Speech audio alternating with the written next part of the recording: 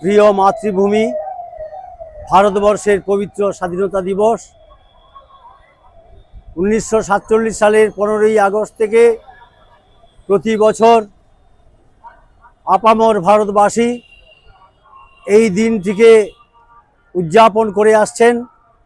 তার কারণ দীর্ঘ 200 বছরের ব্রিটিশ পরাধীনতার শৃঙ্খল থেকে এই দিনে ভারতবর্ষের লক্ষ লক্ষ মানুষ, ভারতবর্ষের অমর শহীদ যারা এই ভারতবর্ষের বুকে আমাদের প্রিয় জাতীয় পতাকা তেরঙ্গা পতাকাকে উড্ডীন করার জন্য রক্ত দিয়ে গেছেন, জীবন দিয়ে গেছেন এবং ভারতবর্ষের মানুষকে আহ্বান জানিয়ে গেছেন যে আজকের স্বাধীনতার থেকে দামি আর কিছু হতে পারে না।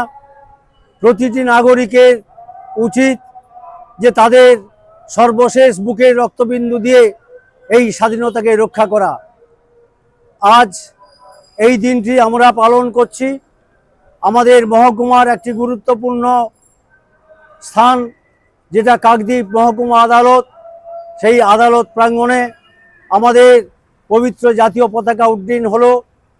অমর শহীদদের প্রতি আমরা শ্রদ্ধা জ্ঞাপন করলাম, কিন্তু শুধুমাত্র পতাকা উত্তোলন কিংবা শহীদ বেদিতে মাল্যদান করে আমাদের কর্তব্য শেষ হয় না।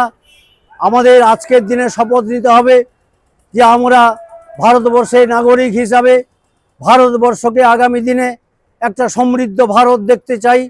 আজকের শপথ নিতে হবে যে পৃথিবীর বুকে ভারতবর্ষ যেন একটা বৃহৎ শক্তি এবং ভারতবর্ষ সারা পৃথিবীর মধ্যে উন্নততর জাতি হিসাবে মাথা তুলে দাঁড়াতে পারে, সেই কাজ আমাদের অক্লান্তভাবে করে যেতে পারে।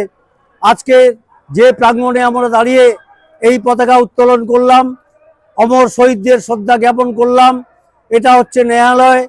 আজকের এই ন্যায়ালয়ের সঙ্গে যুক্ত আমরা প্রত্যেকেই আমাদের শপথ নিতে হবে যে আমাদের মহকুমার প্রতিটি মানুষের কাছে ন্যায় বিচার পৌঁছে দিতে হবে।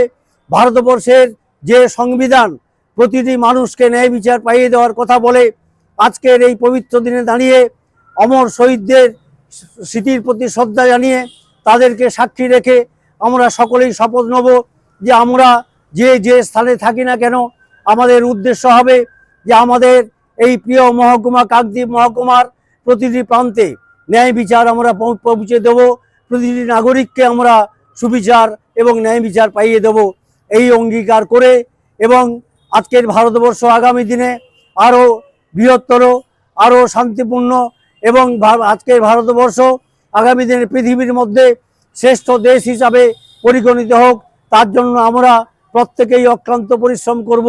এই শপথ নিয়ে, এই প্রত্যাশা রেখে আজকের এই সংক্ষিপ্ত অনুষ্ঠানে, এই পবিত্র অনুষ্ঠানে আমার কথা শেষ করছি। জয় হিন্দ, বন্দে মাতরম। কাকদ্বীপ কোর্ট বার অ্যাসোসিয়েশনের তরফ থেকে আমরা প্রতি বৎসর সাড়ম্বরের সঙ্গে ভারতবর্ষের স্বাধীনতা দিবস উদযাপন করি। এবছর 80তম স্বাধীনতা দিবস আমরা আমাদের বার অ্যাসোসিয়েশনের তরফ থেকে মাননীয় বিচারক মণ্ডলী, ল ক্লার্কস অ্যাসোসিয়েশন, লিটিগেন্টস সবার উপস্থিতিতে এবং জিআরও স্টাফ থেকে শুরু করে পুলিশ পার্সোনাল যারা ছিলেন সবার উপস্থিতিতে এবছরও আমরা সাড়ম্বরের সঙ্গে 80তম স্বাধীনতা দিবস উদযাপন করেছি।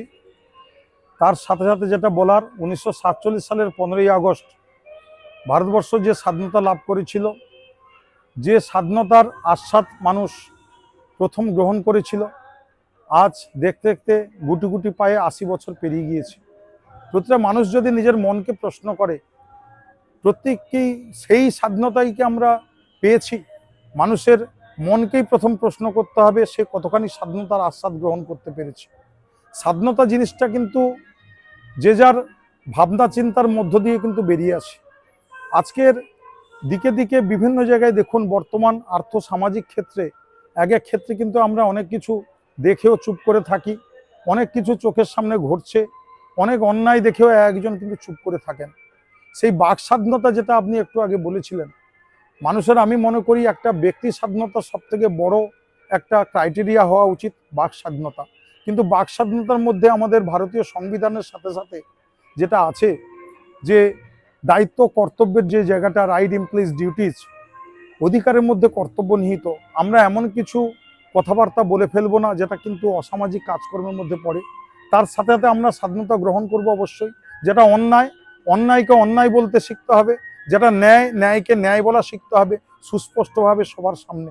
তবেই কিন্তু স্বাধীনতা। শুধু তাই না, আমরা যে যে অ্যাঙ্গিকে আছি, আজকে যে যেদিকে আছি, আজকের আমি যদি আমার এই আইনি পরিকাঠার মধ্যে আমার কর্মপন্থাকে লুকিয়ে রাখি, তার মধ্য দিয়ে যদি আমি লিটিগেন্ট পাবলিক থেকে শুরু করে আমার আঙ্গিকে আমি সেই জায়গায় যদি নিজের লক্ষ্যবস্তু ঠিক রাখি, নিজেদের ন্যায় নিষ্ঠার মধ্য দিয়ে এগিয়ে যাই, অবশ্যই আমি লক্ষ্যবস্তু পৌঁছতে পারবো।